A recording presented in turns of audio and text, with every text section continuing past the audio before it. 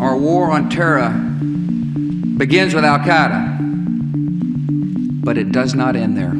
This drawdown will continue, and by the end of next year, our war in Afghanistan will be over. Nowhere is this more evident than with the war in Afghanistan, the longest war in American history. The United States has been at war in Afghanistan for 16 years. The war has spanned 3 administrations and cost hundreds of billions of dollars, but the real price has been paid in blood.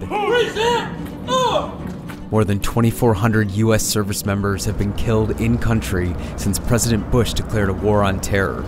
And by September 2018, kids born the day the Twin Towers fell could be boarding a plane to go fight in a war they weren't old enough to remember the start of. He didn't tell me where he was going. He didn't want to worry me. And so I just kind of went along with it. You know, I was trying to be in ignorant bliss. So how many years does it take? How many bombs need to be dropped and bullets chambered to declare victory? I share the American people's frustration. To see firsthand how the Trump administration's new path forward is playing out in Afghanistan, ABC 10 embedded with conventional and special forces units around the country, seeking the answer to one question: what does winning look like?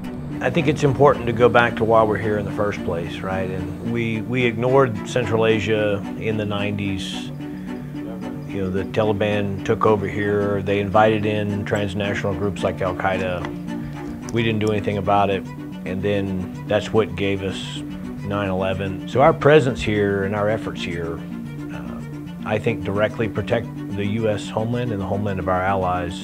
New images tonight revealing a terrifying escape. As the Taliban and other violent extremist groups up their numbers of high-profile attacks, it's hard to believe that the U.S. is getting any closer to winning this war. Military officials ABC 10 spoke with say this shift in tactics is a sign that the insurgents are becoming desperate. But if our aim is to reduce violence and suffering in Afghanistan, we still have a long way to go.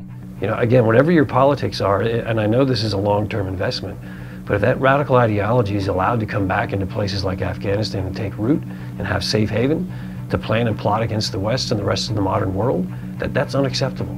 So I don't know how long it's going to take, and I can't tell you exactly what victory is going to look like, but I know what defeat looks like, and that is absolutely not something we should allow to happen.